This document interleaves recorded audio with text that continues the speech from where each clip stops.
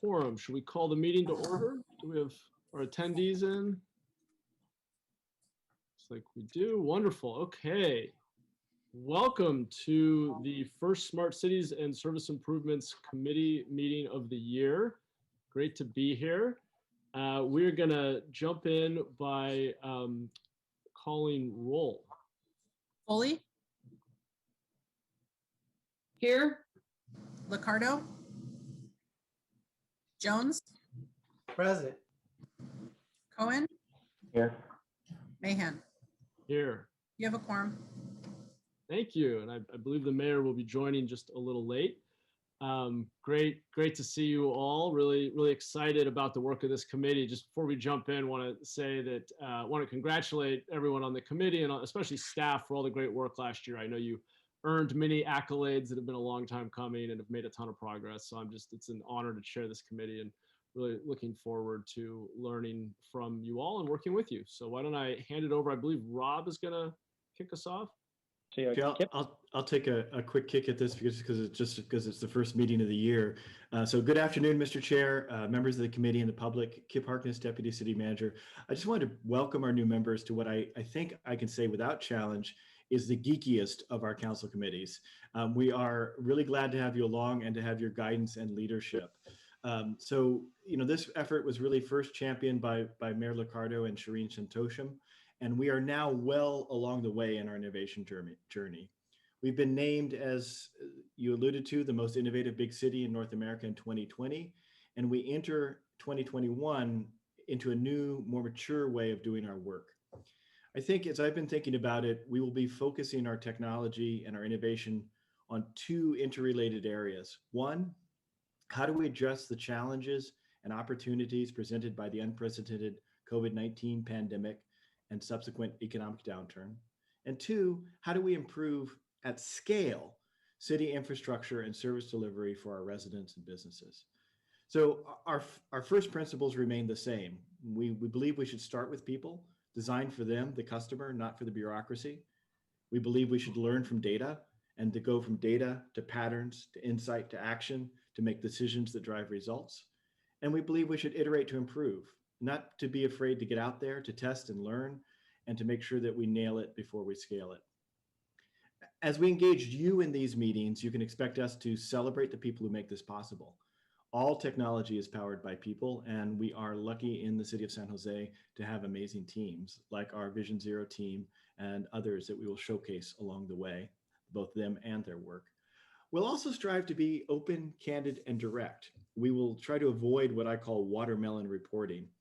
Watermelon reporting is where everything someone shows you is green, but if you cut through the surface, you find a whole lot of red. So instead, we're going to bring forward our failures as well as our victories and learn from both, and sometimes even more from our failures than our victories. Along the way, I am told we will occasionally even have some fun, though that is outside of my department. And so with that, I'm going to turn it over with, again, a welcome and appreciation of our new members in particular, and turn it over to our CIO, Rob Lloyd, to get us started and dig right into our first item. It's all you, Rob. Thank you, Kip. Good afternoon, Chairperson Mahan, Mayor Liccardo, committee members and members of the public. Rob Lloyd, Chief Information Officer for the City of San Jose. This month, we have 3 items before you. The first 2 are linked together. The first one being the city's innovation, technology, and small wonders activities. And the second, a report on the city's progress adding portfolio, product, and project management rigor to technology investments. This actually resolves recommendations in the city auditor's 2019 report on technology deployments. We'll conclude with an item on the city's Vision Zero goals, and that's D3 on the agenda, to eliminate traffic-related deaths and major injuries using data and Internet of Things technologies. To start us off, we have Michael Foster, Division Manager for the city's Portfolio Products Projects Office. And Michael, just before you jump in, I should have reminded the public that if you're watching on YouTube or cable television and would like to comment on any of our upcoming items, there will be time for public comment after the staff reports. Please go over to the meeting on Zoom for public comment. The link can be found in the agenda. Thank you, and please continue, Michael. All right, thanks, Rob, and good afternoon, Chairperson, Vice Chair, Mayor, Vice Mayor, and members of the committee and members of the public. I'm Michael Foster, Division Manager at the City Portfolio Products Project Office, and I'm here to talk about what we've been up to for the last few years. We have some new folks on the committee here, so I thought I'd start it out with an overview history slide. This is a recap on our approach as we focus execution at scale here. So as you can see, back in 2016, kind of the dawn of time for us, we set the bold vision. We put together the Smart City Vision, which you probably heard about. And we put that vision into action with the first innovation roadmap, looking at what's important to a lot of people, their pain, what is core to our city is what we can and should do. And then, of course, what is achievable at scale with technology and process, and looking for that sweet spot. From this was born the Smart City Roadmap, and I'll be showing you the latest versions of that going forward. And then, obviously, we rebalanced recently with the Smart City Roadmap 3.0 with COVID-19 and equity angles. Our capabilities have matured over time, and our focus has always been people, process, and technologies. We've been building this system, refining it, and working on it for quite a while. I've only been here for a year, but there's some other folks here that I will introduce who have been much longer and can give you a little bit more history. I'd just like to say, too, that innovation is a culture. It's not a place or an office or a person. So when we last left our heroes, this was what I showed the Smart City, slightly different composition, Smart City Committee in December of 2020. And you can see that 4 of the projects are gray, currently on hold. Many of these were because the core innovation team involved with these projects were actively involved with the EOC on a full-time basis. You can also see that 4 of the projects are yellow and had some minor setbacks due to schedule or scope modifications. The starred ones are also ones that we had completed back in December. I'm actually keeping those on the map. So let me switch to February 2021. I'm keeping those on the map just because, again, we have new folks on, just to let them see that these are completed. So you can see now that there are 8 projects that have yellow, and had some minor setbacks due to schedule or scope modifications. The red project is due to the loss of our privacy officer, and I can go into that in a little more detail on the next slide. And again, the stars indicate complete projects. I'm keeping these on, as I mentioned before. So the next slide has the deltas, and where we can go into what really changed here. So there's 6 projects that have changed status. Development services transformation went from green to yellow. This is mostly due to timeline impacts. These are weeks delays, not months or worse, but basically they're on course. The privacy strategy went from green to red, but the privacy policy was done in December and approved, but we lost our privacy officer. The GIS strategic plan has gone from yellow to green. It has now been completed, and that will be presented to council in May, actually. The business tax system assessment, this was not started before, but the assessment is now underway, and detailed product requirement documents are being built. Powered by People 2.0 is seeking some funding, but the strategy is well underway, and they are seeking that funding. And then finally, digital inclusion. There are some funding shortfalls with that, but we're working with CMO and partners to fund that. The next slide is one that we show to show velocity. Obviously, there's not a lot of change in velocity here, but there is change in some of the status of these projects. And then finally, we are rebalancing to the City of San Jose roadmap for fiscal 2021. So you've seen the roadmap before, I'm sure most of you. And so the key smart cities areas that are included here include the continuity of city services. For us, that includes things like FirstNet. Then there is SJ311, of course, digital inclusion, cybersecurity, of course, which is always an issue, and the Powered by People 2.0 includes IT initiatives such as Drive to Digital, effective teams, and skills building, part of which includes the new C3PO Academy courses, which you'll hear more about in the next segment. So rebalancing of this roadmap to the city roadmap for FY 2021 will be done after the February 25th realignment study session.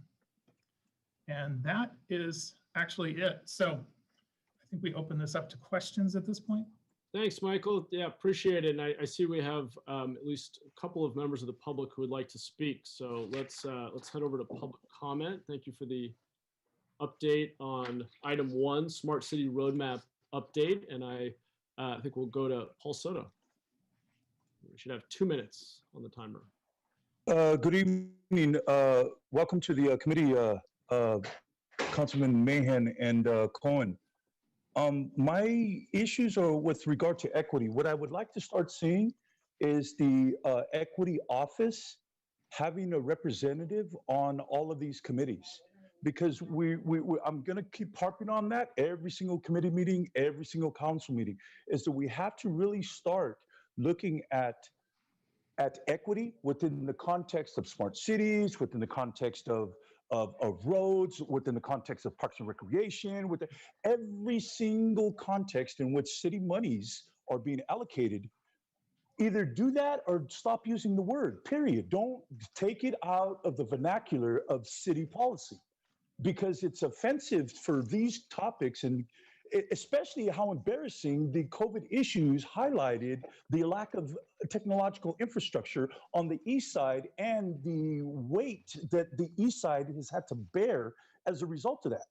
I mean, that's embarrassing, but it also highlighted the inadequacies of this city to have that conversation, that hard conversation, because the conversation, what that's going to do once we're able to have that, because we still haven't had it yet.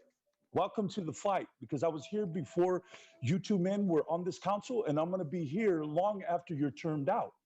Okay, so with that said, we have to have that conversation, because what it's going to do is it's going to articulate the actual lived experience of what it's been like to live with those historical injustices that were created with the redlining policies and the discrimination. And then at the end of the conversation, it will also fortify us with the framework of how to concretely address that, rather than using these euphemistic terms, throwing them around, acting like we understand what they are, but we really actually don't. Thank you. Thank you. Blair Beekman. Hi, thank you. Thank you to the new, a good luck to the new council persons who are on this committee now. I was going to offer something of the same idea that Paul Soto just offered.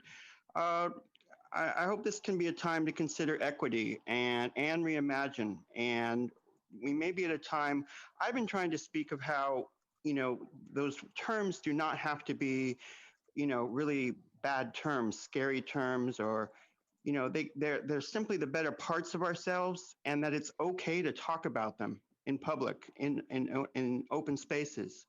I think we talk about it privately, but we don't know how to fully talk about it openly in public yet.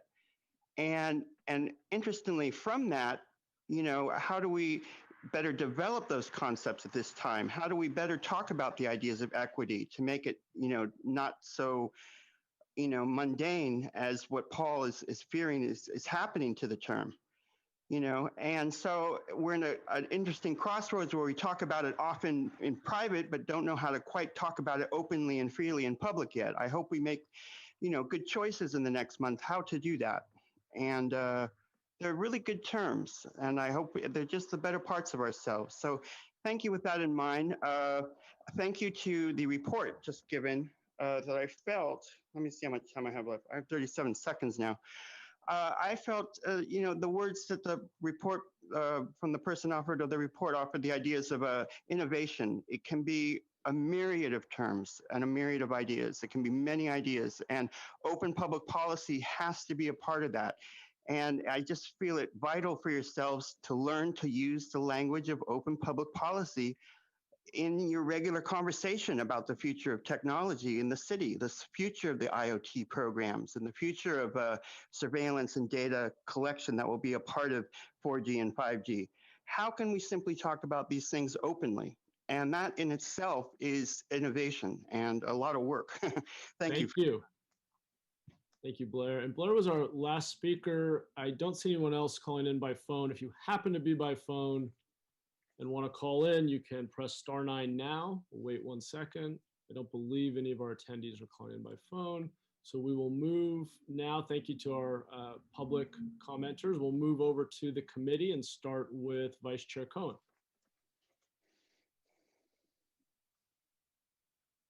Thank you, Chair Mahan. I just wanted to thank the staff for that report. You know, I've spent 21 years in the tech industry seeing reports monthly or quarterly that had all those colors and updates of green and orange and red and different statuses. And that actually was one of the clearest versions of that presentation that I've seen. It's really hard to come up with a clear way of showing changing statuses. And so I appreciated the format of that. So I just wanted to let you know, especially the slide that said what's changed from last time to this time and why, which I think was really clearly done. So I do want to thank you for the way that's presented. You know, I don't have a lot of detailed questions about the various pages yet. I'm going to get more detail on some of those things, but I do want to commend the staff from what I've learned in the first few weeks. We have a very strong IT department, very, very advanced understanding of these initiatives. And I just wanted to commend you on the way this was presented today to us. So thank you. Thanks, Vice Chair. Councilmember Foley. Thank you. As the only woman on this committee and also a new member, and probably the least geekiest of the group here, I appreciate being here and learning about the committee and helping move forward in sort of a non-geeky way. So I apologize if any of my words come across as not understanding what I'm talking about, because frankly, I'm doing the best I can and learning as I go along. But I do have a couple of questions. So I appreciate being here. You know, exciting thing about being in city council is we get to learn something new every day. And this is something that really stretches me beyond my normal wheelhouse. So bear with me as I get my feet wet going through this. But I do have, so thank you for your report. Thank you for your patience. And I do look forward to serving on this committee. I have a couple questions for you. One in particular is about the privacy officer. You mentioned that we lost the privacy officer. What is the status of locating a replacement privacy officer? Because that is a critical component, I think. Yeah, Yes, let me just clarify. We lost him to a startup. He's alive. He's fine. No, I know. I know. Good to know. Thank you for the clarification. Yeah. So that position is on hold as part of the budget process at this point. And so we have not been given the green light to rehire, and that will be part of the larger budget conversation going forward.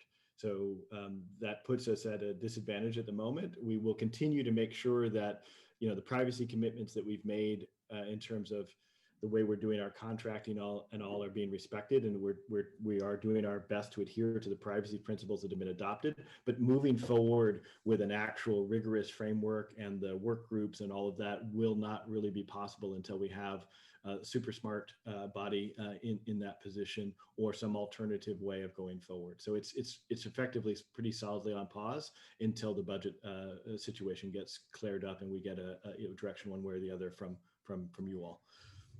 I appreciate that, but the role of we may not have someone designated as privacy officer, but the role of the privacy officer is being taken over by other folks.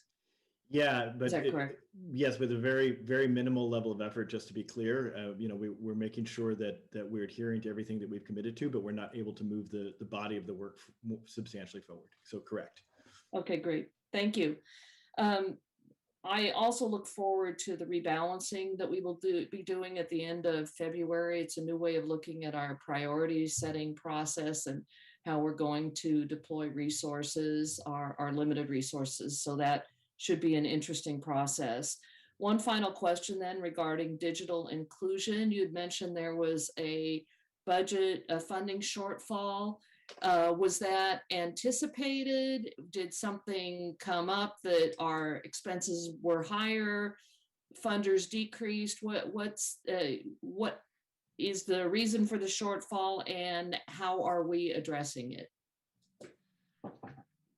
Jerry or Rob, do you want to take this one? Yeah, so I can speak to that one. Councilmember, thank you for the question.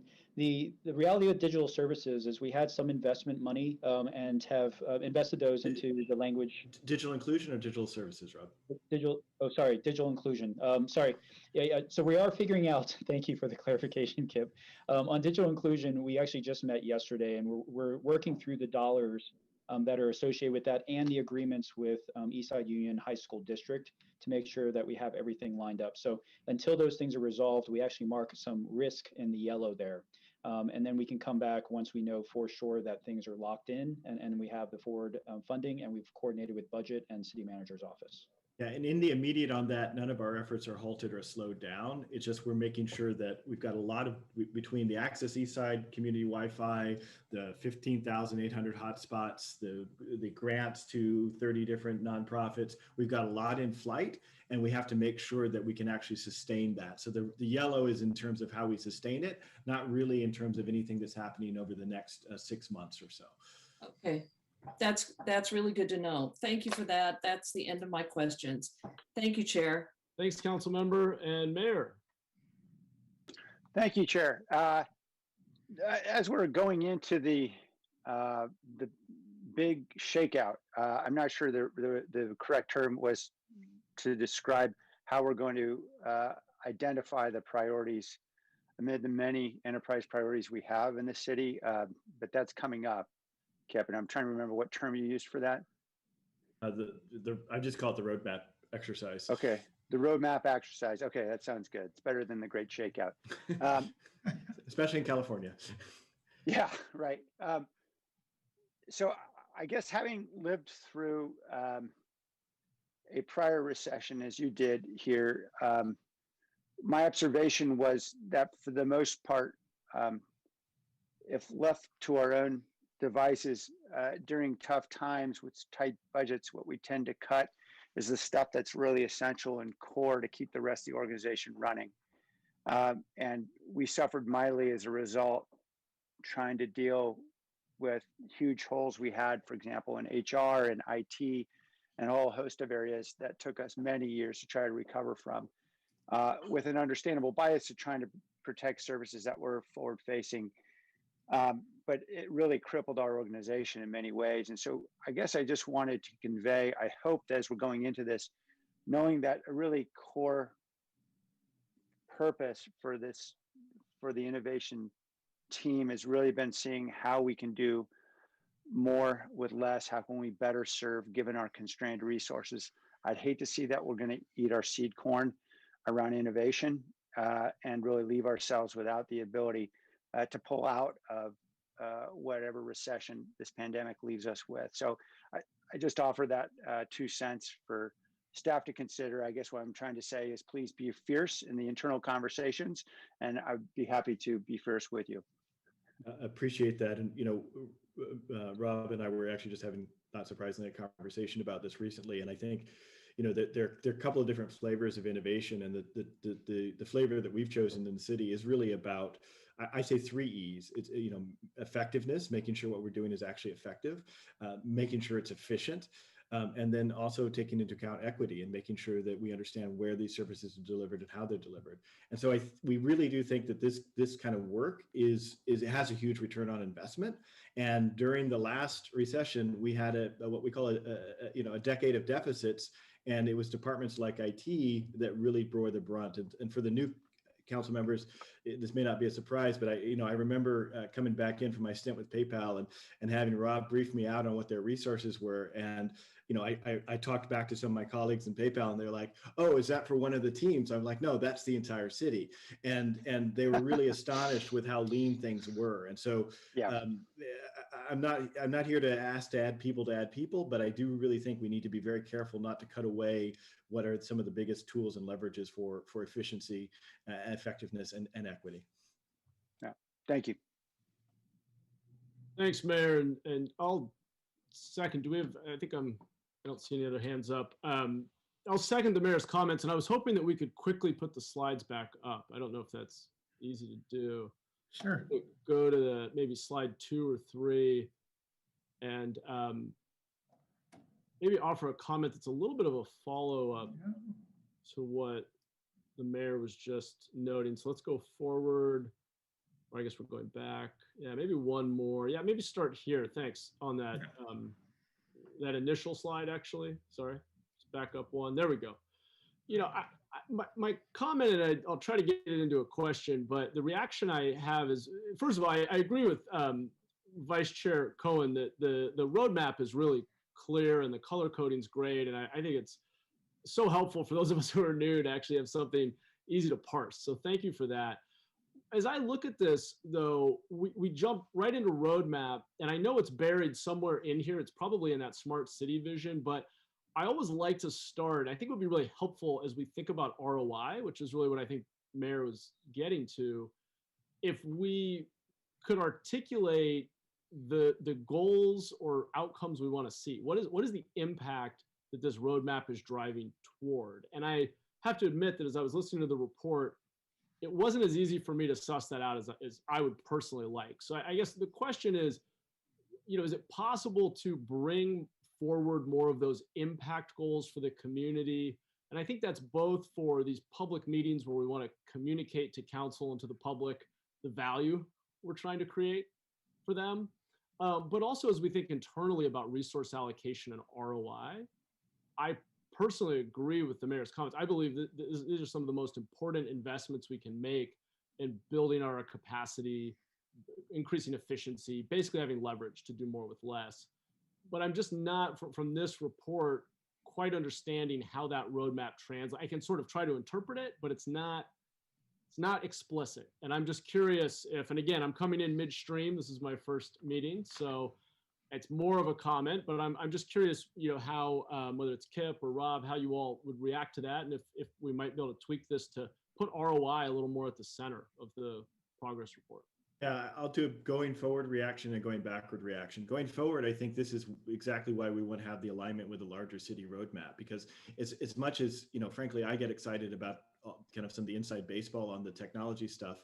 And at the end of the day, people want to have those services delivered. They want the streets to be smooth in front of their house. They want to have the parks have green grass. They want to have, the whole range of A to Z, airport to zoo, city services that we do done well. And so by aligning it more, our technology efforts and our smart city efforts directly with the services that people actually want and receive, I think that'll be clearer as we do the new roadmap.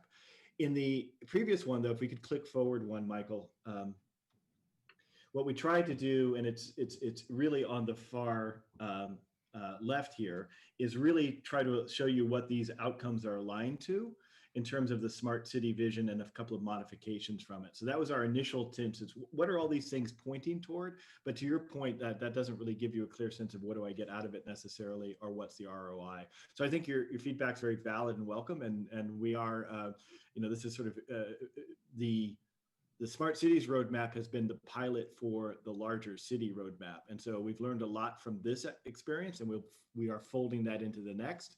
And one of the fundamental ones is having outcomes that people care about, not necessarily that make sense to the internal bureaucracy. Right. Thanks, Kip. Rob, you good with that, or did you want to add anything? That was perfect. And I do want to give credit where credit's due. A lot of the clarity in these roadmaps actually came from the Civic Innovation Group and KIP specifically. So I know Councilmember Cohen, you gave us credit for that one, but that was a lot of iterative process to make clear the journey we were going to be on, and credit really goes to KIP. Great. Yeah, the roadmap's great. I think it's more just a question of, as we read these boxes, what what are we driving toward? What are we doing? How does this create public value? And I can imagine, but we didn't say it. So it'd be nice to try to bring more of that forward into that update. With that, why don't we, is there a motion? Motion to approve. Second. Thank you. Tony? Lee, Aye. Ricardo, Aye. Jones, Aye. Cohen, Aye. Mahan. Aye. Thank you. Okay, thanks everyone. We are moving on to item 2, which is the City Portfolio Products Projects Management Report, also known as C3PO. And that is me again. All right. I will be presenting this second section, and welcome back, everyone.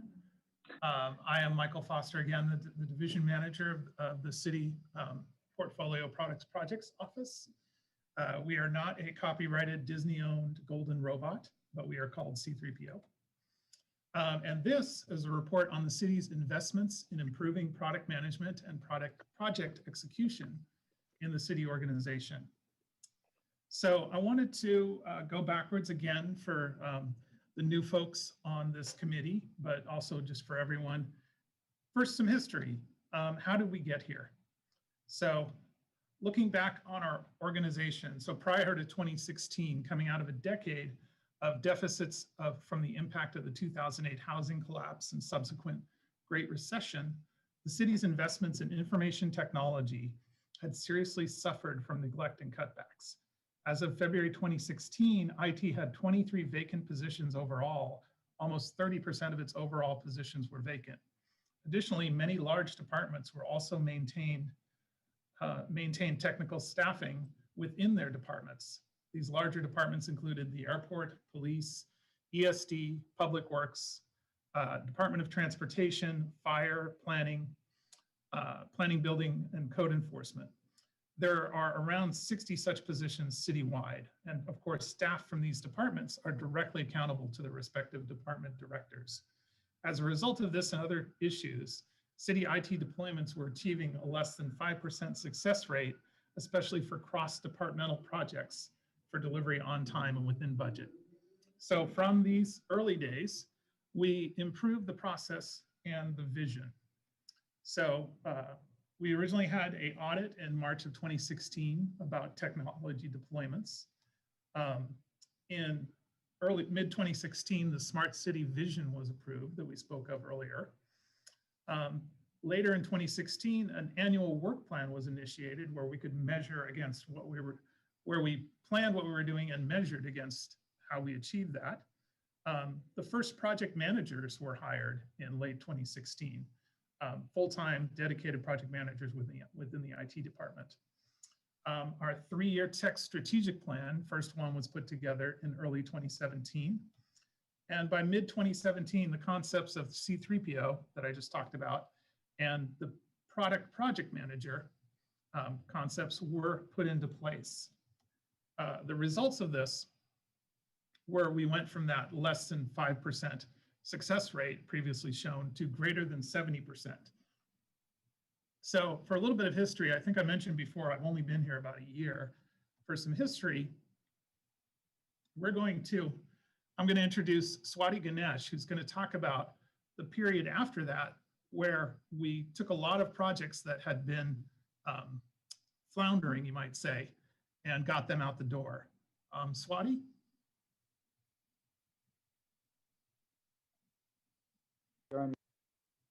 Swati, can you unmute? Sorry about that. Thank you, Michael. Good afternoon, Chairperson, Mayor Liccardo, committee members, and members of the public. Swati Ganesh, Products Project Manager, ITD. I joined the city late 2016, and with my arrival, the C3PO division was created in early 2017. We had our first and many other versions of My San Jose released during this time. My San Jose was the tip of the spear project, and it was the beginning of the investment in project management. We also set to work on salvaging numerous projects such as revenue results and workers' compensation upgrade. Prior to the creation of C3PO, IT projects had a success rate of less than 5%. Since our creation, we have brought that number greater than 70%. Without products project managers, IT projects often lacked a coordinating authority that could work with various departments, ITD, and executive sponsors. As a result, complex projects involving multiple departments would regularly grind to an expensive halt. The team has since worked with departments and laid emphasis on the value of delivering projects within the boundaries of scope, time, and cost, and creating an environment of continuous improvement. From late 2016 to 2019, C3PO successfully completed numerous projects, including several that had seen multi-year delays and extensive budget overruns. Some of the other projects that were completed in this time frame were the Business Tax Amnesty, Amanda 7 upgrade, website recovery, FMS upgrade, and treasury management system. Thank you, and over to Michael. Thanks, Swati. Swati's been around over 4 years now and lived and shipped many of these products. So that's why I wanted to introduce her to talk about them. Michael, I'm getting feedback. I don't know if anyone else is. I apologize. Yeah, I'm having problems with it. Okay. I don't know if you want to mute and unmute. Or... Yeah, mute and then unmute back, Michael. But it's coming back like Darth Vader. I'm coming like Darth Vader. Very on brand for this report. I was thinking Battlestar Galactica, but it might age me. That works better. It does age you, Mayor. Okay. Can everybody hear me fine now? No, unfortunately. No. It's the same as it always was for every meeting. Can you try to mute? Yeah, maybe leaving or try the mute. Otherwise, potentially leaving and logging back, calling back in. You muted and unmuted. Is that better? No, unfortunately. Okay, the irony of it. Why don't you go ahead and pop back off, Michael, and we'll vamp for you for a moment and cover here. So I'll do a shout out to Swati. Just hearing that was actually very inspiring. You know, it has been a long journey, and these basic principles were, as you said, tip of the spear with the My San Jose, which is now San Jose 311. So just a big shout out to you and all the people who were there at the beginning and have seen it through for the distance. I really appreciate that. So hopefully we'll get one of our newer members back, Mr. Michael, and there he is, and coming on board even as we speak. And if he'll talk, we can hear him. Can you hear me good? Yes, we can. Beautiful. All right. And back to you in the studio, Michael. Okay, sharing the screen, going to full screen. And here's where we left off. So picking up after Swati, we're really in a cycle of continuous improvement here. And let me just, sorry, I have to rearrange my screen since I had to come in again. So just some history here. The C3PO division was funded in mid-2019. Props go out to the mayor for believing in us and funding us. So we had another tech deployments audit, which I will speak to later in this presentation. And the follow-up on those 9 recommendations or 10 recommendations. By early 2020, the C3PO division had a division manager and 6 product managers in it. So we had staffed out. By late 2020, the C3PO academies launched, and these are courses where we instruct people on product and project management in all different IT organizations throughout the city. Later that year, we were awarded the #1 Digital Cities Award, San Jose, the most innovative city. And then that brings us to today and the future. So showing here how we've improved over time. In fiscal year 18-19 and 19-20, we achieved 86% completion for all the products that we launched. And we actually think that's a good thing. Rather than hitting 100%, it means that we're challenging ourselves sufficiently that we're hitting the high 80s. But if we got everything done, if we got 100%, we wouldn't be sufficiently challenging ourselves. So just wanted to say consistent processes, education, and regular reporting and professional product and project management staff are delivering these complex interdepartmental, transformative, or highly visible IT projects across the city, regardless of division. The lessons learned from each new project deployed have been incorporated into a continuous improvement cycle, with this institutional information remaining within the city as opposed to vendors and contractors. With these regular presentations to the Smart Cities and Service Improvements Committee, the active reporting on projects on the basis of spend, scope, quality, schedule, and ultimately business value delivered moves us closer to closing all of the audit recommendations. So just a little bit more on the City Portfolio Products Office. So what do? Well, we do portfolio products and projects. To me, portfolio is a key technology goal for the city. Something like digital inclusion or business process automation. A product is an ongoing solution. And a project, of course, is that classic time-boxed IT implementation with a beginning and an end, as visualized there by the Gantt chart. And then the other thing that C3PO does is setting standards, working with policy, and training.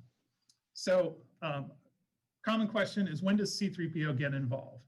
So C3PO gets into the mix if the project is greater than $500,000, or it involves more than one department, or it's greater than 1 year in execution, or it's high profile or sensitive to the city. And of course, we also support and train others on their initiatives throughout the city, even when C3PO isn't involved. This is in the policy too. Just wanted to talk briefly about product versus project management. So product management focuses on the what and the why.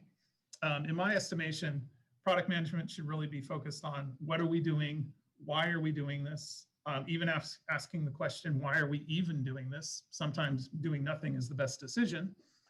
And then project management focuses on that classic who, how, and when. So who's doing this? How are we going to execute this? What are the technical implementations here? And the when, which is the classic Gantt chart and project plan. So most IT projects actually cross over both of these. Hence our C3PO team members are product project managers, or PPMs. I said I would get to that technology audit. So it was released in November of 2019. Basically, it's how can we improve our deployment success? And there were 10 recommendations for change. So taking a look at these, here are the technology deployment audit findings. Number one here relates to updating the tech policy and guidelines. So the solution was to develop those. These are done and soon to be approved. So this is marked as nearly implemented. Numbers 2 through 6 relate to the updated policy and chartering. I'll cover chartering in more detail on another slide, but suffice it to say that charter documents will be required for all significant IT projects citywide. The charters cover areas like governance, procurement approach, staffing, roles, when to engage C3PO, and consultant performance and measure against progress. They are similarly marked as nearly implemented here, as they're awaiting the final approval of the updated policy as well.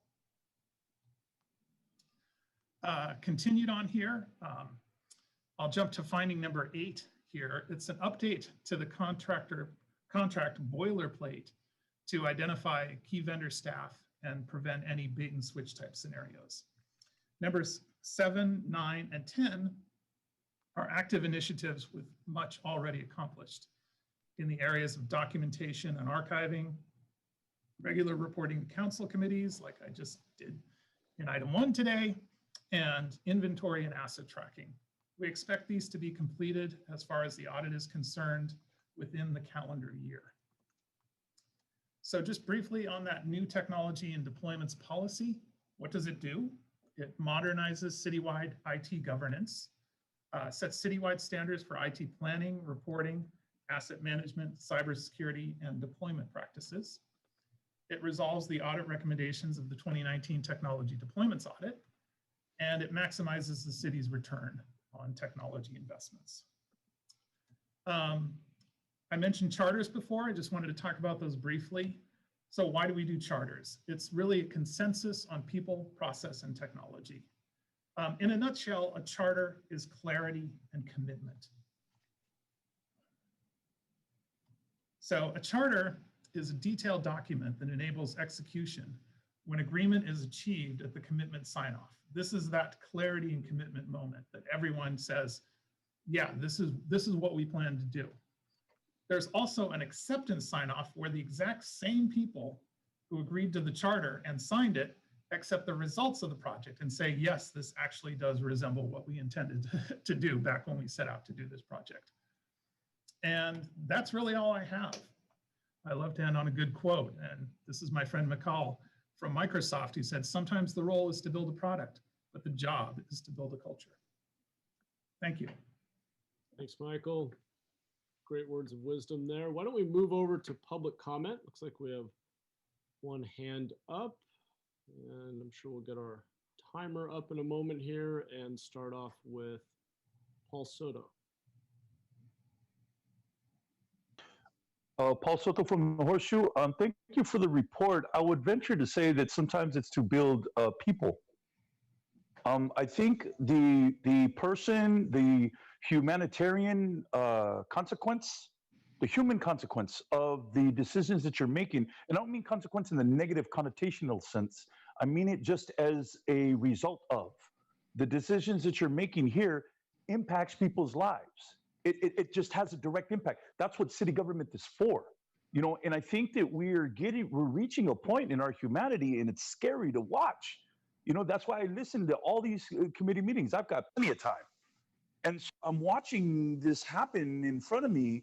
And we have to have I'm imploring some council member to start bringing it to the table within this committee, to start talking about equity, bringing in the equity office and a detailed, concrete targets that we could point to and say that we're doing this. So I agree with you, Councilman Mahan, with your suggestion that we have these very concrete terms in terms of what are we doing? What is the city? Because I'm the city. I want to know exactly, when you're using these words equity, I want to know exactly what does that mean to you? And can you concretely point to me where there's an actual result from it? I don't need to be schooled or taught about what equity means. I can teach you, literally teach you about what it feels like to experience as a citizen what inequity means. So within the framework of, and it's interesting, there's another thing to note. This happened, and this whole stuff started in 2016. All these smart cities, whatever. 2016 was also the date in which the non-disclosure agreement was signed with Google. That's an interesting fact. I would take that into account when we're making all these decisions. Thank you. Thank you. We'll go to Blair B. Hi, thank you. Thank you for Paul Soto's words about how to invite the equity committee department into these sort of meetings. Yeah, I mean, I really invite Paul and other people to look into what open public policy ideas can do for the equity process. You know, I've expressed my disappointment for years now that open public policy ideas, and it's the relation of you know, a better relationship between community and its local government. It is local government and community talking to each other more and learning to be more open and sharing ideas. Your staff at Civic Innovation and Smart Cities Committee have made a specific point to avoid those terms and talking in those terms. Obviously, you have a new work group now, a new staff within Civic Innovation that knows how to speak that language and has simply grown up with that language, which I find interesting, which I find it'll be interesting how open public policy ideas will develop in the future of our city. And so, yeah, so I wanted to, you know, it'll be, yeah, just thank yourselves, and to prepare ourselves for this future of better communication and dialogue that is possible, that you need to learn to develop as a local government. You have lost a privacy officer with no intention to get another one. And even Kip Harkness is upset about that. I mean, it really proves something sad, I think, about where San Jose is with its open public policy ideas. That really has to be questioned. And yeah, it just has to be our future.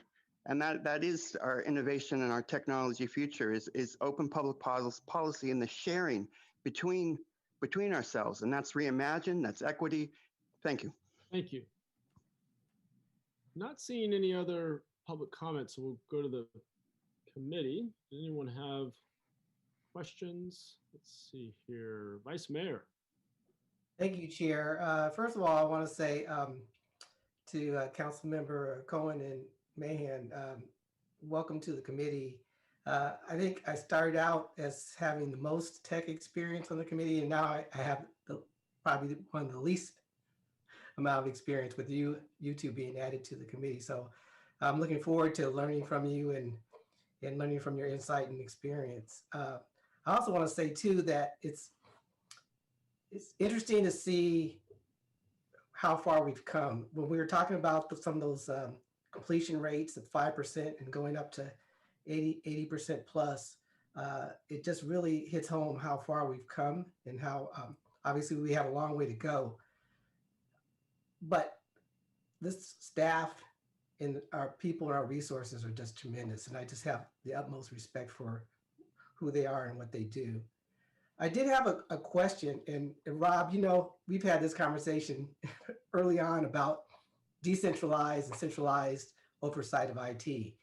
And would I be correct to infer that if certain projects at the department level meet those triggers that you laid out in the presentation, that's when IT would step in and have the oversight in management and control of those projects? Or can you just help me clarify my understanding of how the process would work?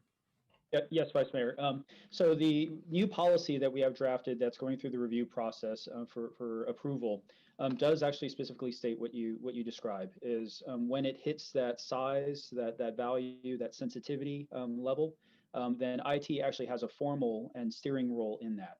It's not that it's just us, it's still a very collaborative initiative, but we ensure the rigor and the professional management of that project and that it delivers on the measures that are agreed to in that charter.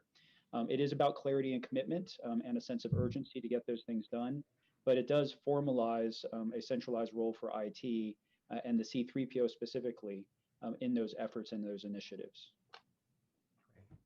Thank you. That's what I wanted to get clarity on. Thank you, Rob. You bet.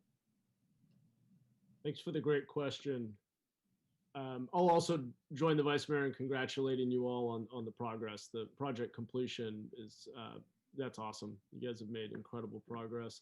You probably won't be surprised to hear that I was interested in audit finding number 9, reporting to council committee, regular report deltas, public dashboard. Saw public dashboard noted there, and I know this is still an active project, but was wondering if we could get a little more detail on where we are with that.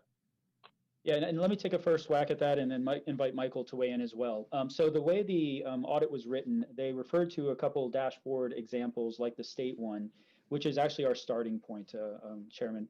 The reality is we have a whole list of projects. We'll report these to you, much like Michael just showed you, overall status, trends, the changes from color that we need to bring to your attention, the mitigations that we're going to bring out there.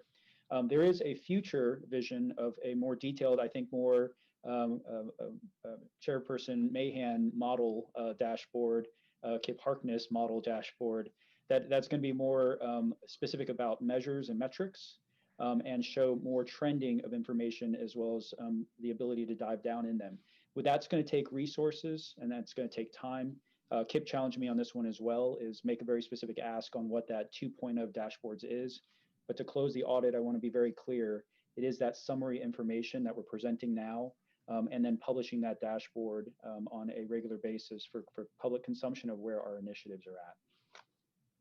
Great, thank you. And just to confirm, you do anticipate all of these audit findings being closed out by the end of this, was it fiscal year or calendar year? Calendar year. Got it, okay, great, thanks. Mayor. I just want to say thanks, Michael, for a great presentation. Really Thank you. Councilmember Foley.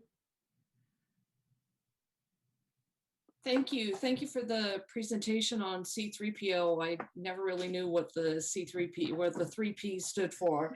But I just want to actually comment on what Paul Soto mentioned, and I appreciate him always being there to push us on the humanities side of issues. And I feel that's one of the reasons that I am here. Technology isn't something that operates on its own. Its purpose, at least in my mind, is allows us, or should allow us, the ability to analyze what services we're offering, analyze where we're offering them, and analyze what we need to do so that we can provide services more efficiently and effectively to those who need them most. So in the underserved areas, technology should and will help us address those populations and address those parts of the city much better than if we did not have the technology. Otherwise, we're just going, bootstrap, trying to figure out as we drive around our neighborhoods and figuring it out. So I think they go hand in hand. I don't think technology can operate without thinking about humanity and how it affects our population and our residents. So I appreciate you, Paul, and constantly pushing that with us. And I want you to know that's an important issue for me as well. And I'll always keep it at the front of my mind. Thank you. Thank you. Thanks, council member. Any other questions, comments, or should we entertain a motion? Actually, Councilmember Mahan, Chairperson Mahan, if I can add, on the comments, we actually have coordinated with Zulma Maciel from the Office of Equity, and she will be coming to IT at the beginning of next month to talk about how equity needs to provide through our IT projects. One of the other changes we're talking about is in the project chartering process, how we might add a line where we invite the question structurally into those projects so that equity lens extends in. So much as the suggestions have come, we're actually talking about that based on a briefing we received this week from the city manager's office to take those steps one further. So I do want to give the assurance that we're trying to be intentional and structural about the question and how it changes our practices. That's great to hear. Thanks for adding that, Rob. Any other questions, comments? Move we accept the report. Second. Okay, we have a motion and second. Tony, do you need me to read out who or note who moved or seconded, or are you getting that? I have Cohen Jones, but I always appreciate you repeating it. Okay, great. Sounds good. Why don't we vote? Foley, Aye. Liccardo, Aye. Jones, Aye. Cohen, Aye. Mahan. Aye. Thank you. Thank you. All right, we're going to move on to our third and final item of the day, which is Vision Zero and Innovation Report. And let me do the introduction while Jesse brings up the presentation. The city of San Jose has a remarkable and award-winning Department of Transportation that originated San Jose's use of Internet of Things and data in program improvement at scale. They are one of the leading voices also in approaching Vision Zero goals in novel ways to eliminate traffic fatalities and major injuries in the community. Jesse Mintz-Roth will start this update. Thank you, Rob, and good afternoon, Chairman Mahan, Mayor Liccardo, committee members, and members of the public. My name is Jesse Mintz-Roth, and I'm the Vision Zero Program Manager at the Department of Transportation. Vision Zero is the city's initiative to reduce and eliminate traffic fatalities. I'm joined by Lily Limsow, who is Deputy Director for Transportation, Safety, and Parking. So on this first slide, we have a picture of our Vision Zero action plan, which was passed in San Jose last year, February 11th, 2020. I want to give a little bit of background about Vision Zero because I think many of the people in the audience may not have seen me present before. So Vision Zero was adopted in San Jose in 2015. And now it is one of 40 plus cities in the US that have Vision Zero policies. Vision Zero itself is very data oriented. We are using the data primarily from the San Jose Police Department to map them and see where the crashes cluster. So if we look specifically at fatal and severe injuries, which in our world we have an acronym for, but I won't use it much here, they cluster on these 17 priority safety corridors within the city of San Jose. So 15 of them represent 56 miles of roadway, and additional 2 are within the county for a total of 70 miles. These roads are multi-lane primarily and have high speeds. And if you look at our crashes, 38% of fatalities and 34% of severe injuries from the last 5 complete data years, 2015 to 2019, are located on these 3% of San Jose's roadways. And you can see in the yellow that there's a significant overlap with what the MTC designates as communities of concern. If you look at our traffic fatality trend in the last 10 years, which are 2010 to 2019, you can see the significant uptick in traffic fatalities. And so in a sense, why do Vision Zero in San Jose? You can see that in this uptrend, particularly from 2012 to 2015, the doubling that there's a lot of reason to focus on this. And of course, we don't look so much at those individual years as more of the trend. And I should say here that, you know, obviously 2020 is now complete. We have yet to give the presentation on the 2020 data, but we will for the first time at our Vision Zero Task Force meeting in March. So we're talking in this presentation about the data ending in 2019. If you look at traffic fatalities for the last 5 of those data years, 2015 to 2019, by street user type, you can see that the biggest group are people hit while walking, particularly since 2017. And I think also just the point to be made that walking is not the biggest transportation mode in San Jose. Most people drive. So that group is very overrepresented. Also, I mean, you can see the other groups that are in the higher group, like motor vehicle occupants are the second highest group. And then it's down, so cyclists are another group that we watch very closely, as well as motorcyclists. The 2020 Vision Zero Action Plan I mentioned passed a year ago, or almost a year ago, has 6 priority action areas. And in this presentation, I'm going to focus on just the first one, which is build robust data analytics tools, but I just want to mention what the other ones are. There is form a Vision Zero Task Force, which began in September and is city departments and county departments as members. The third one is strategize traffic enforcement. The 4th, increased community outreach and engagement. The 5th, implement quick build data-driven safety improvements. That is basically street redesign projects on our priority safety corridors in the previous slide. And then prioritize resources on high KSI corridors and districts. I said I wasn't going to use this acronym, but KSI stands for fatal and severe injuries. So just to talk about some of our work now in, as we get going to discuss sort of the background of our work in robust data analytics. First, I want to bring everyone's attention to our website, which is on the bottom left of all of these slides, visionzerosj.org. If you go there, you, the public, can see all of our crash data for the full 5 data years that are most recent. When we go to council next and give our update on the 2020 data, we will also bring this tool up to the most recent data year.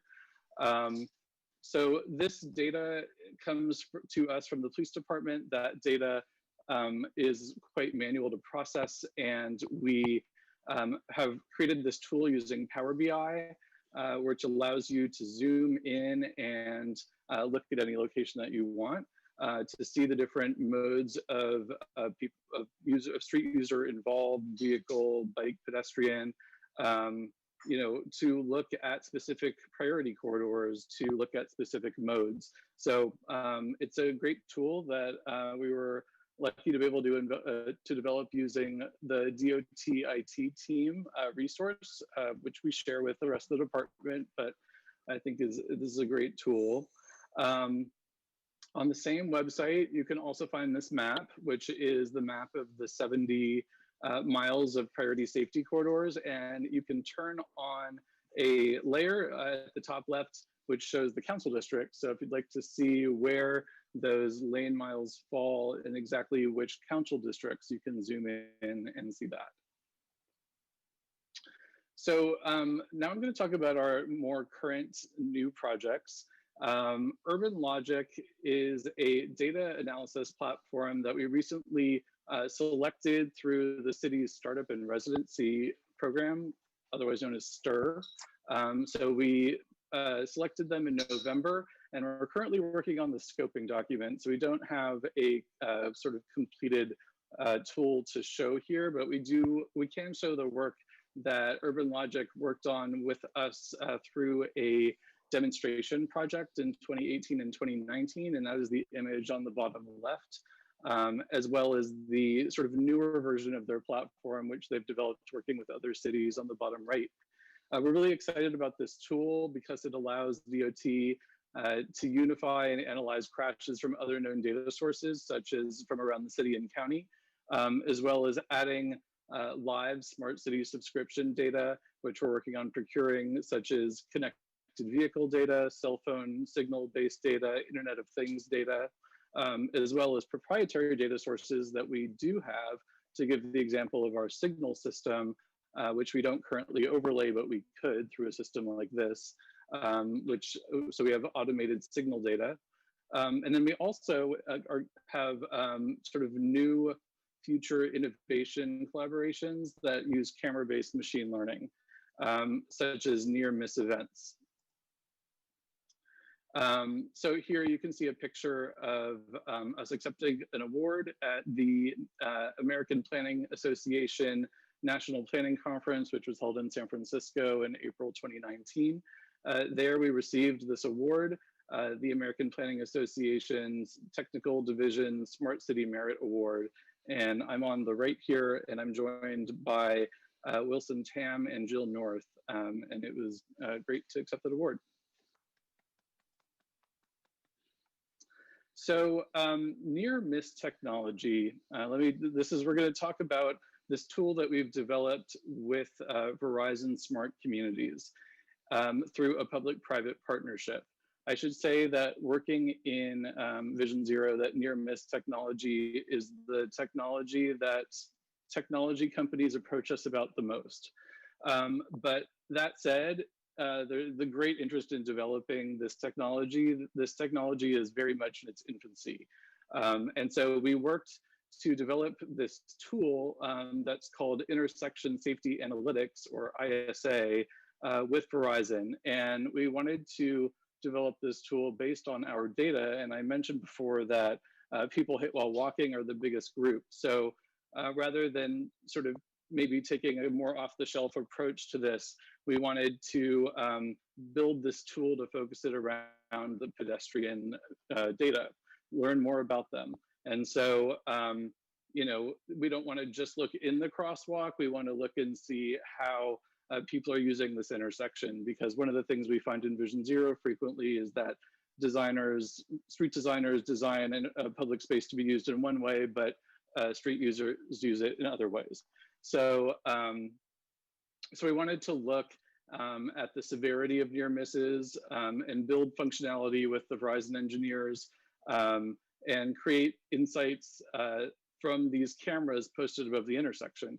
You can see in this slide that we have, you know, the picture that the camera is recording with the box around the vehicle, and you know that comes out as these dots and you know colorful circles indicating to us, you know, where more near miss NM on the left or out of crosswalk OCW on the right events are happening.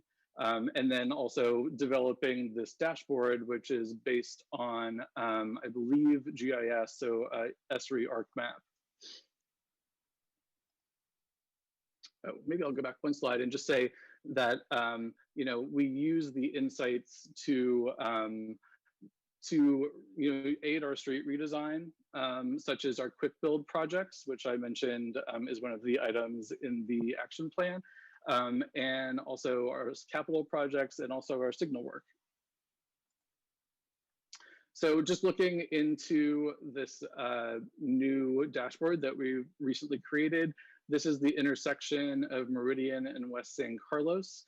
Of the 3 intersections that are part of this pilot, it's the one that has the most pedestrians. And so that's why we wanted to focus on it in today's presentation. You can see a little bit more about this interface that we're working on building.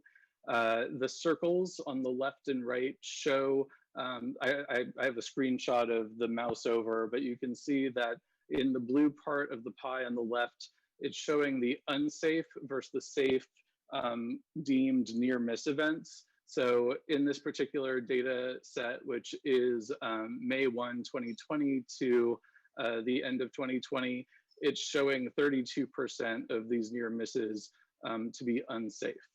And I should say that the metric here is in development because there are really very few tools like this. So sort of deeming what is safe and unsafe is based on a very small group of tools in development to do this. You can also see that there are widgets on the bottom left and bottom right, which tell you more about the movements of vehicles and also the leg of the crosswalk. So if we look here at near miss events in terms of where they occur, we can see that a lot of them are occurring in the south leg. That's what the representation of the dots that stretch south from the intersection on the south leg is, and also of the tall bars in the graphs on both the left and the right. So why would that be? I think that we can look into this satellite and begin to think about that. And one of the things that I think when I see this satellite map is that the parking lot on the southeast corner, if you were going to walk from there across this intersection and decided not to go to the crosswalk, maybe some people are just walking from that point. So that's the type of thing that we're beginning just now. We only recently got access to this platform to test it, would begin to, think from this. And so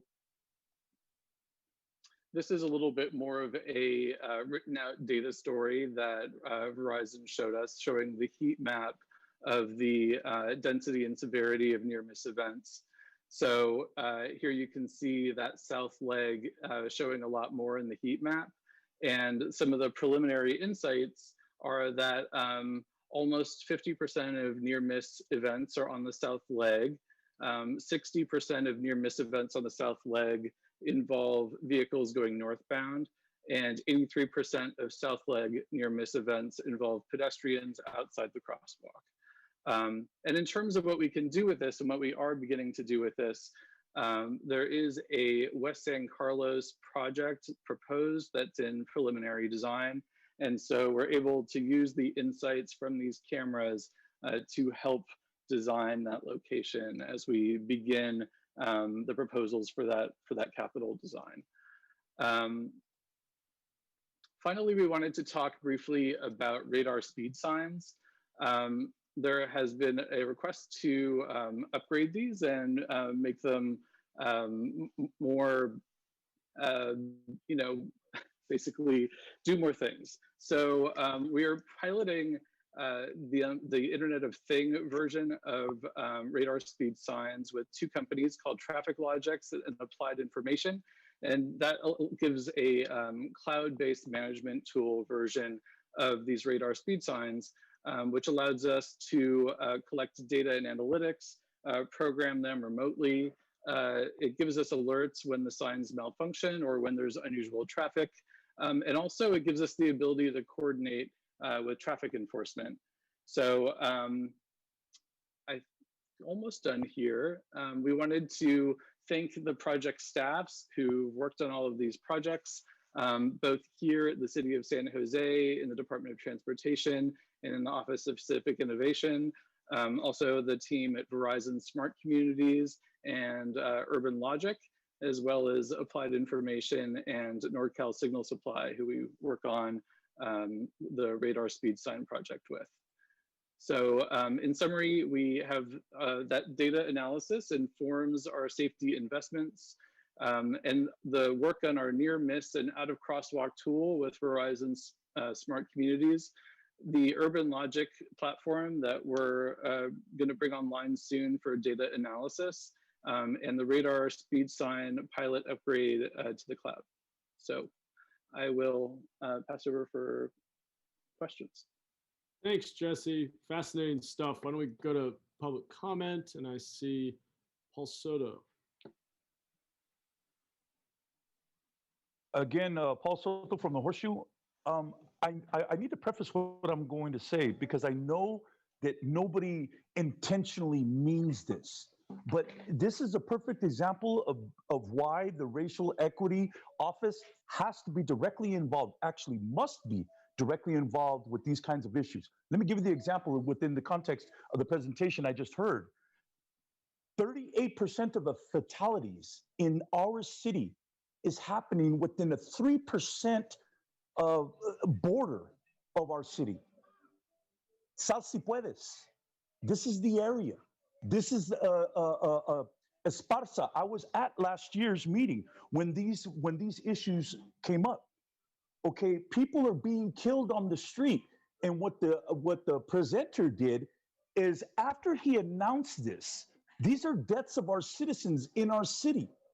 After he announces that, he went straight to this intersection of Meridian and San Carlos to determine to do analytics there.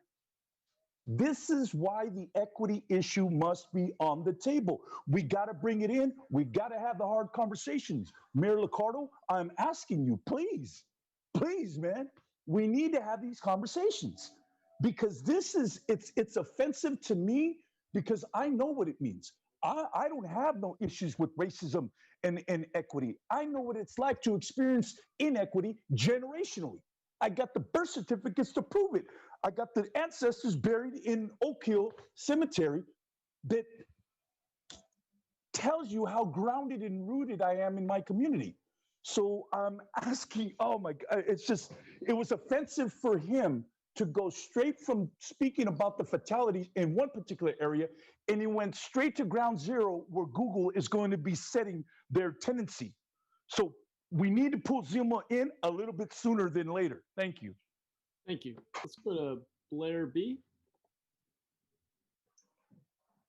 Hi, thank you.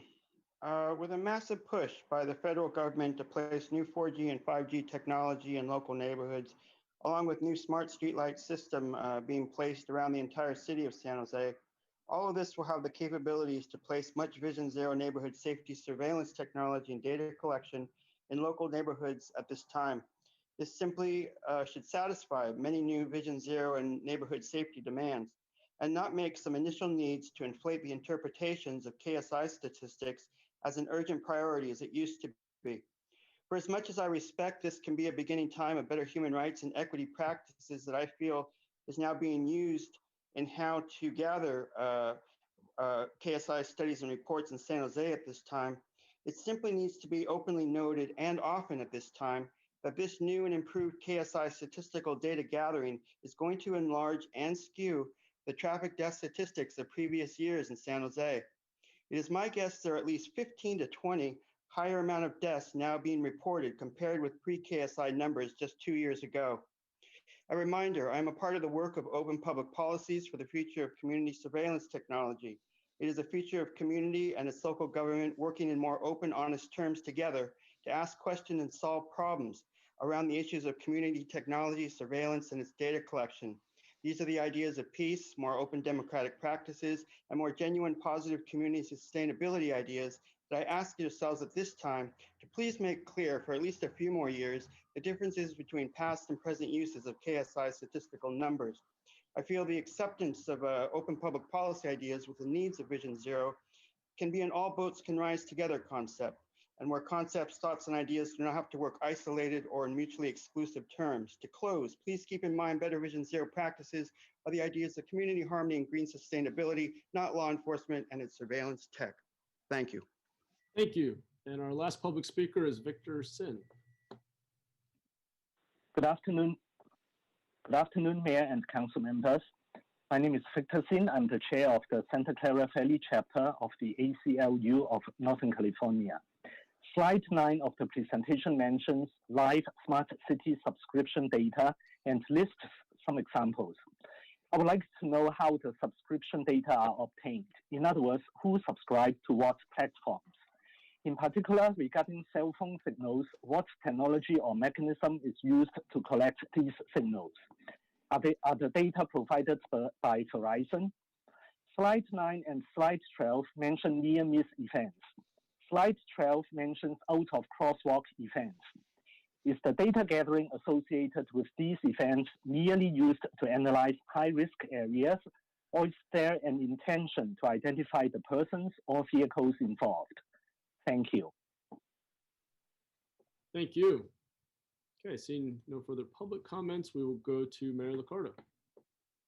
Oh, thank you, Mr. Chair. I really was fascinated by all the information being presented here. Thank you, Jesse, and thank you to everybody on the team who's working hard on this. Maybe we should go to Victor's question first, which is that data and where it comes from. I assume it's anonymized and scrubbed, but just want to understand sort of what data we're getting. Is this coming, and forgive me, I actually got distracted right as you were describing the beginning of that. Is it coming from Verizon subscribers whose phones are actually detecting this, or what exactly can you help me understand better the source? Sure. Okay, so you asked a question about slide 9 and more specifically about Verizon. In the Verizon project, we have cameras on top of the intersection. There's 3 intersections in the study. There are 4 cameras, I believe, per intersection. The data is not personal. Is basically that we're looking at sort of the motions of vehicles and looking at them as a whole.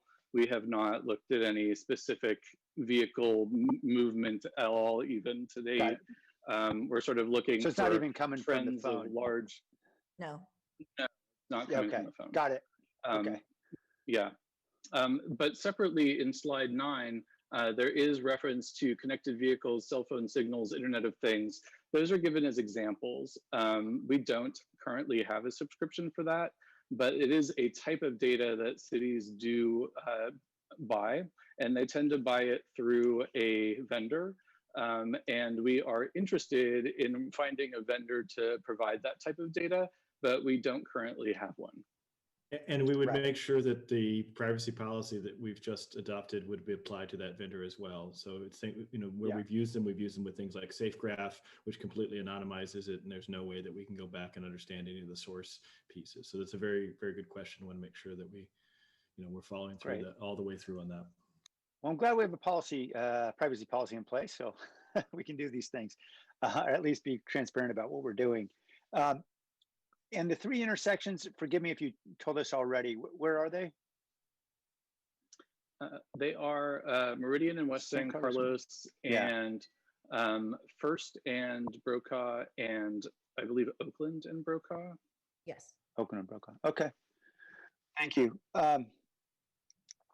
Yeah, I would appreciate, look, I understand this is all piloting. We're trying to figure out what works and what doesn't, but certainly would appreciate to the extent that we could focus those in many of the Vision Zero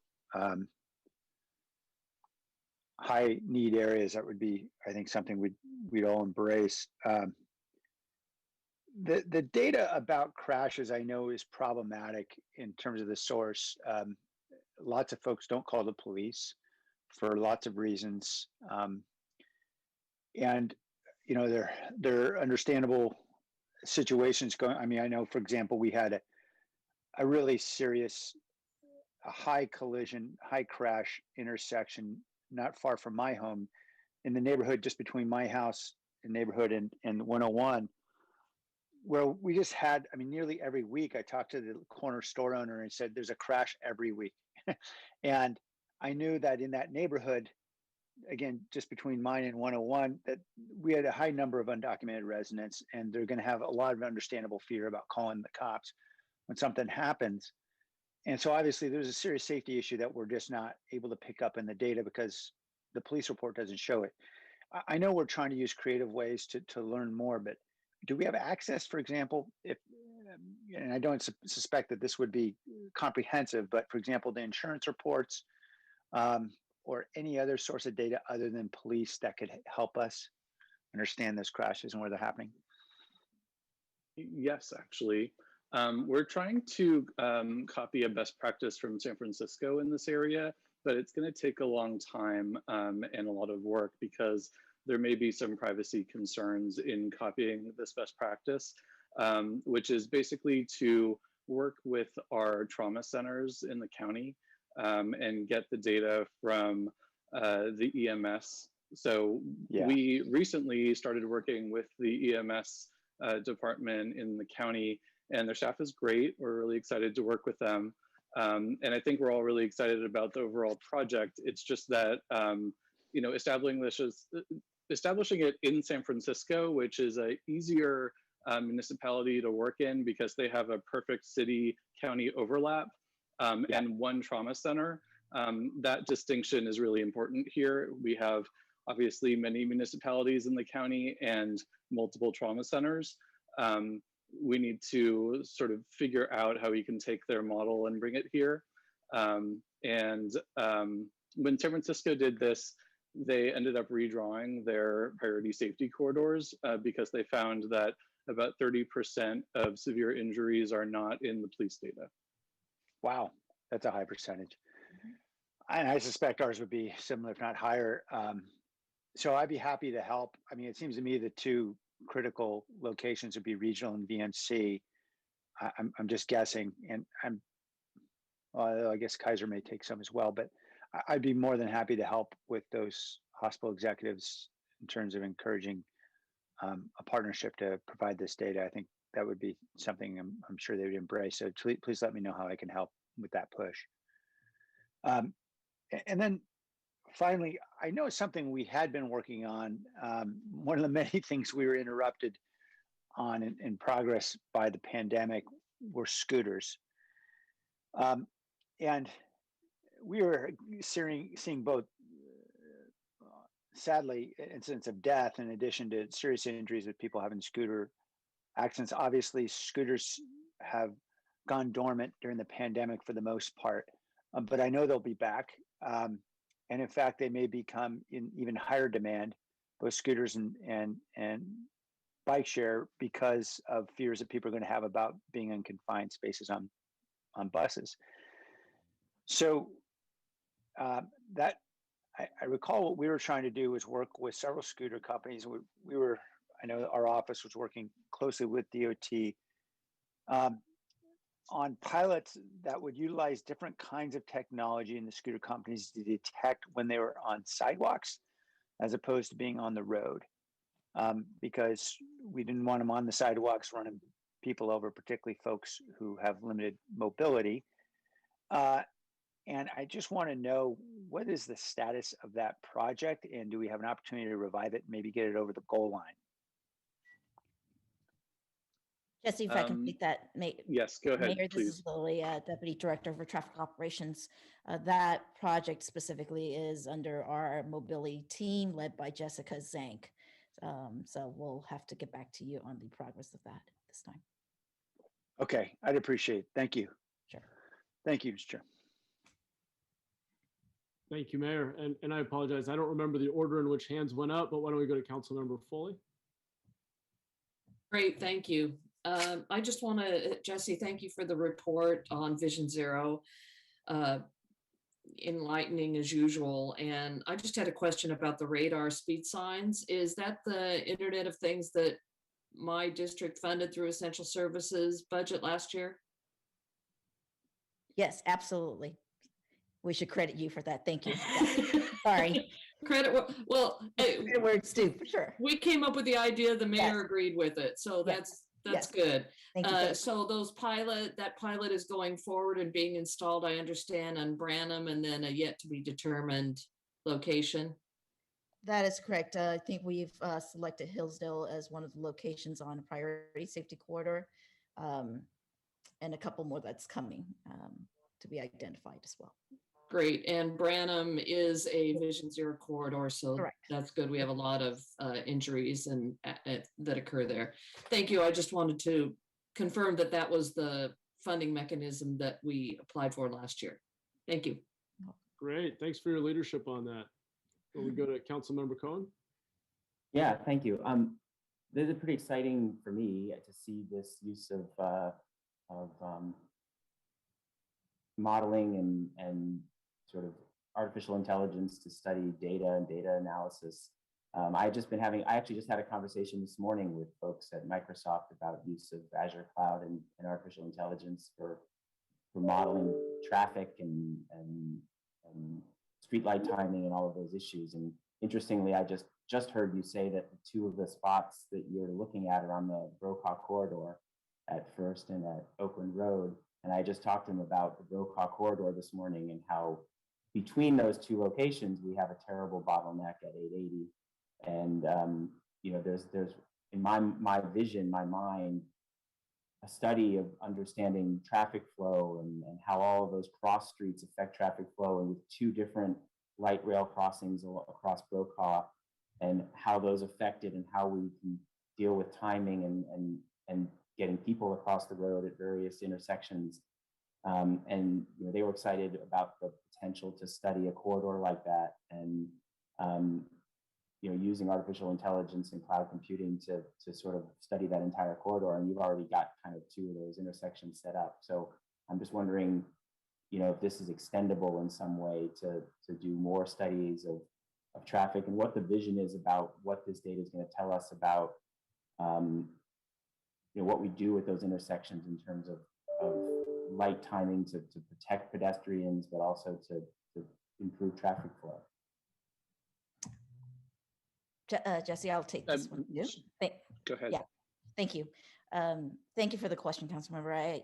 I will tell you that San Jose has one of the most progressive traffic signal control system in the state. And it's one of which, if you haven't received a tour of our traffic management center located on the bottom floor of our employee garage, you'll have to see the command center, of which we can monitor and communicate to and manipulate signal timing remotely.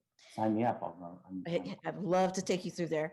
And a lot of work we do focuses on the modeling work through our Synchro product that tells us exactly what you're describing, how to move the most amount of traffic through efficiently and safely, and utilizing systems that are most effective now. Traditionally, we use time of day plans, and they're based on historical volume data and pedestrian volume data.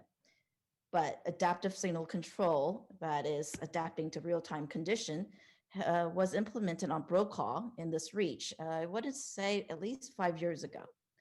And it is one that, as the machine learning piece, the AI piece, that as they mature, the processing capability also matures, and the responsiveness gets better. But I'd love to take you through the traffic management center and even show you the model that was created for Brokaw Road. And I think there's certainly opportunity to layer other technology products to what we've already done. So that includes intersections of the off-ramps and such. Yeah, because this to me is one of a huge achievement would be to just do something about that Brokaw Road. Understood. Corridor. So yeah, especially since we've been talked about, and some of you know, we've been talking about the building another overpass over 880 just north of there, which I think is unnecessary if we can just use technology to improve the traffic flow on Brokaw Road as an alternative, as opposed to trying to find other ways for traffic to flow around that area. So, but yeah, this is exciting. On that study, when you showed near misses at that other intersection, it seems to me that once we have cameras in place and we're monitoring when people are in the road, just like we have lights that go on and off based on where cars are, would we potentially consider then having lights that might stay on longer because people are in the road? Is that sort of a long-term vision that the lights might react to where people are? Yes, yes. In fact, our first location of pilot for extending a pedestrian signal phase is first and not Ritter Park, right outside of VTA's office, as it is a bus stop location and a long crosswalk width, and to test if a signal sequencing as well as the shortened pedestrian crossing time could work. Instead of timing it from curb to curb, is timing it from the curb to the station, which is half the distance and reducing delay overall, but extend it when we detect pedestrian going the entire distance. So that is underway. Yeah. Great. I look forward to having further conversations separate from here with you and maybe explore something. Great. Thank you. Great. I hope I can sign up to join that tour as well. That sounds great. Thanks. Couple quick questions on, I'm forgetting the slide now, I think it was slide 4 or 5. Clearly our traffic fatalities are not heading in the direction we would like. And I know it's a small data set and on at least crashes, there's probably underreporting, but I was just curious, what's our operating hypothesis for that trend that's going up and to the right from 2010?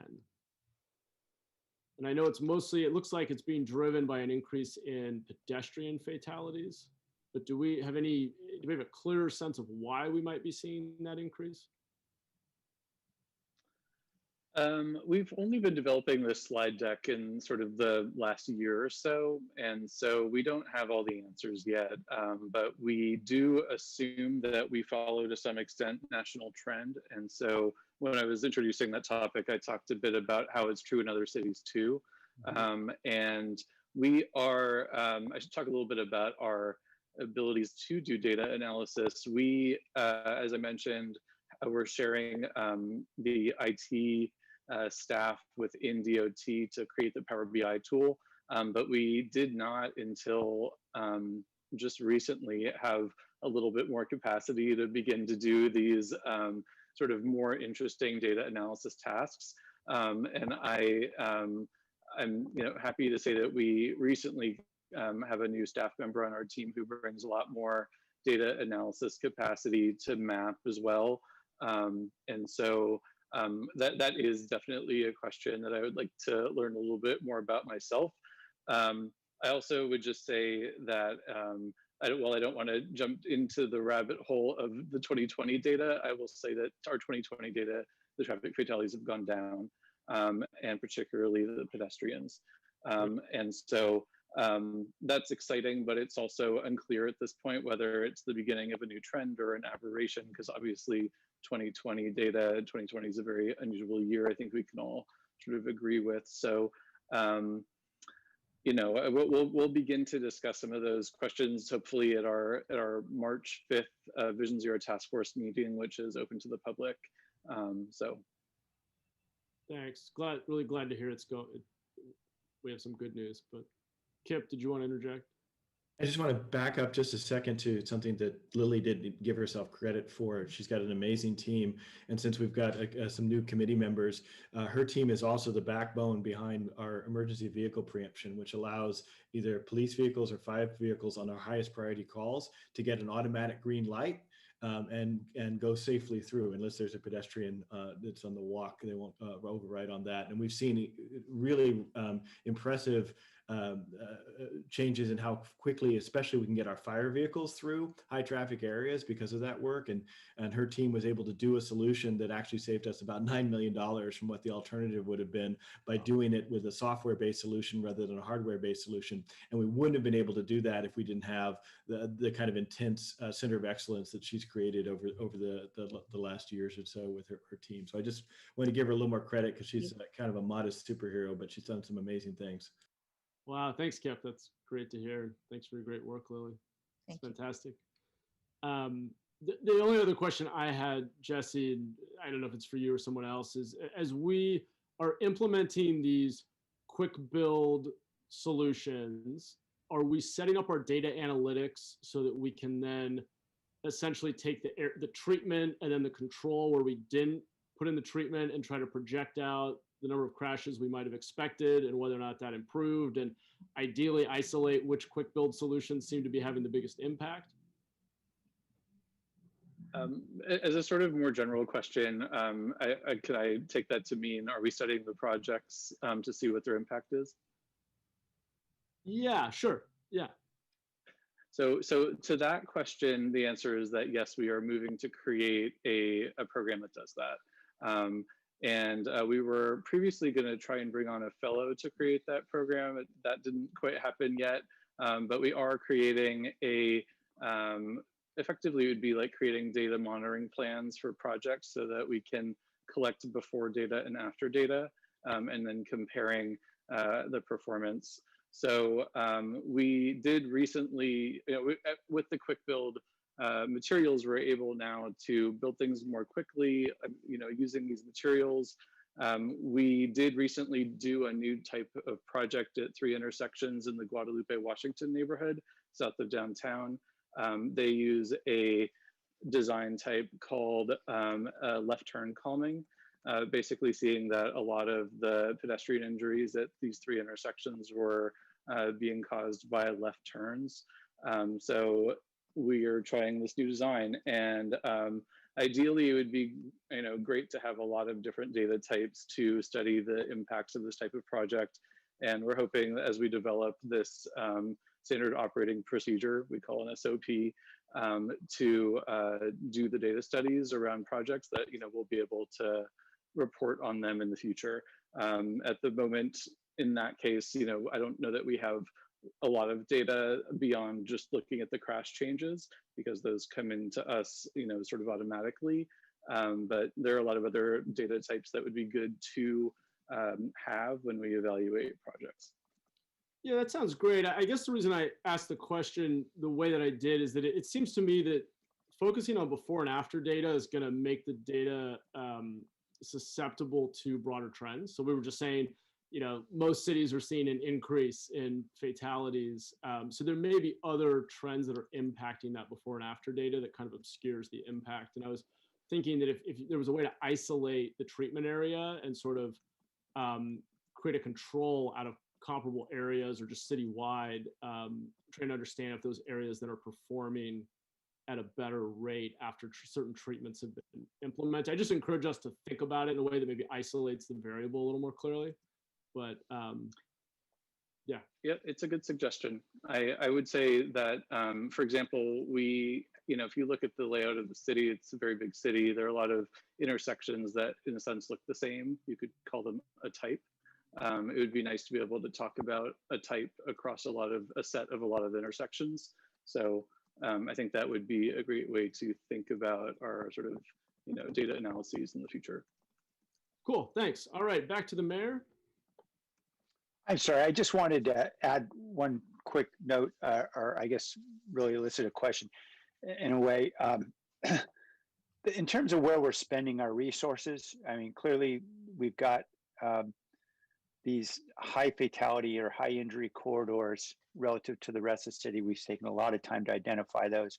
I mean, I recall just a month ago approving, maybe it was 2 months ago, approving more than $1 million for a solution, an intersection. I believe it's Story. Oh boy, I'm trying to remember the exact intersection, but I believe it was on Story Road. It would just be helpful to know, maybe during future presentations, how we're spending traffic calming resources citywide. Are we devoting them appropriately to where the greatest human risk exists? And if you guys have some number you can rattle off now, great.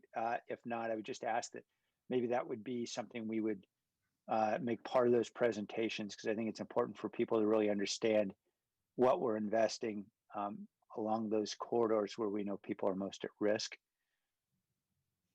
We'll come back with more of the detail. Okay. Mayor. I'm venturing to guess they are consuming a very large share, if not larger than the data might suggest, based on what I've heard so far about projects we're working on, but I'd be interested in seeing all the data. Absolutely. Thank you.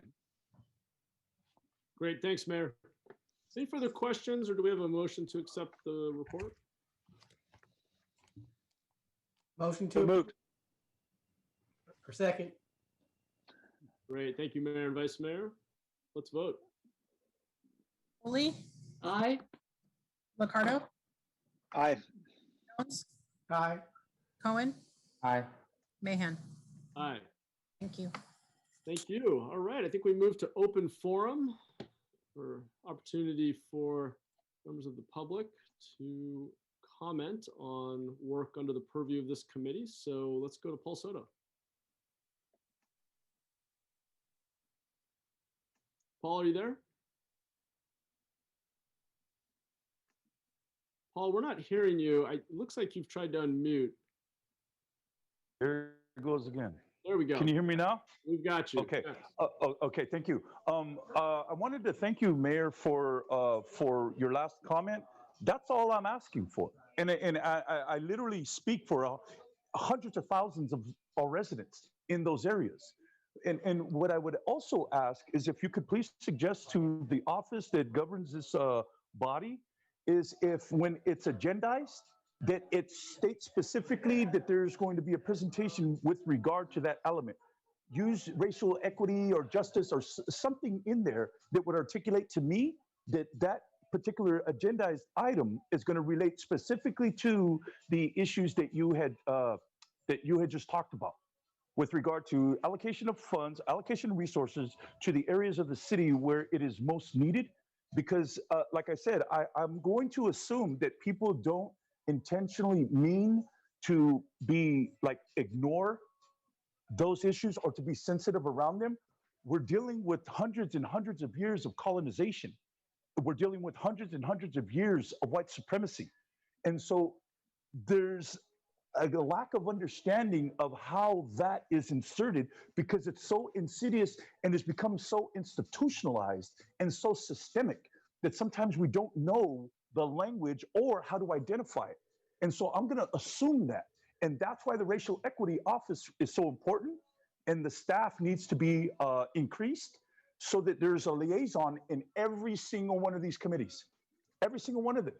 So that I could go on to other things and not do this, because I'm basically doing the job of the Racial Equity Office. That's what I'm doing here. That's my role here, okay? And I'm going to keep doing it until the city allocates funds for a representative within these meetings in order to articulate the actual needs of this population and articulate the reasons why.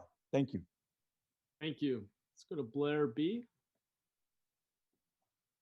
Hi, thank you for the meeting today. Sorry I didn't offer in item 2 that I'll be interested to hear the future of the ROI reports and how that process can work. Thank you for that. I wanted to once again mention my respect for Deputy Chief Anthony Mata, and that I think he could be a good future police chief of San Jose, and I think he can definitely be I'm sorry to interrupt you. I don't think that's under the purview of this committee. Let's try to keep our comments to the smart cities. And No, police chief is totally under the concepts of what he has to do about the future of accountability and with technology. And the public comment time is a time to speak on items that were not on the agenda that are related to smart city items. Can I have my time? Please over? Yes. Thanks a lot. Things are new, but police come to these meetings all the time, and we talk about police issues. Thank you. So, it's my belief that Deputy Chief Mata can be a really good example of, for our future. If he's not going to be chosen, then in the least, he is the example of how to look for a police chief. And I've grown to respect the other choices for police chief at this time. I hope, the city government is not going to be too conservative in how they choose. And I think it needs to be noted at this time, they've been a bit too conservative. And they have to be open to the ideas of equity and reimagine. We've been talking about these words, trying to find new concepts of these terms, but I don't think we can quite we're not feeling comfortable to be open just to talk about these ideas fully yet. And I hope we can be, because, like for instance, there was ideas on the city council meeting this past week about first 5 issues with kids at school. How can they grow up knowing that there's going to be a safer community? And I think it's the ideas of reimagine and equity and the work we do here that can do that. With my final 25 seconds, I really want to work towards the ideas of how can we have good open public policies with the 4 and 5G now being placed in local neighborhoods. I hope I can coordinate with yourselves and that city government is working with Verizon and other people to make sure that there is open, clear policies about notifications that are happening. And can I call you guys in the future and write and be sure that that is happening? Thank you. Thank you, and please do feel free to reach out to our offices. I believe with that, we are ready to adjourn. Is that correct? Any other action? I think we're ready to adjourn. Thank you. Appreciate everyone's time today and all the great reports. Have a great rest of the day.